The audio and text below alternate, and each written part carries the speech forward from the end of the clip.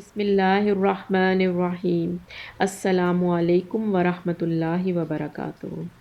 رسول اللہ صلی اللہ علیہ وآلہ وسلم نے فرمایا، اپنے بھائی کے سامنے تمہارا مسکرانا تمہارے لیے صدقہ ہے، تمہارا بھلائی کا حکم دینا اور برائی سے روکنا صدقہ ہے، بھٹک جانے والی جگہ میں کسی آدمی کو تمہارا راستہ دکھانا تمہارے لیے صدقہ ہے، نابینا اور کم دیکھنے والے آدمی کو راستہ دکھانا تمہارے لیے صدقہ ہے، پتھر، کانٹا اور ہڈی کو راستے سے ہٹانا تمہارے لیے صدقہ ہے، اپنے ڈول سے اپنے بھائی کے ڈول میں تمہارا پانی ڈالنا تمہارے لیے صدقہ ہے۔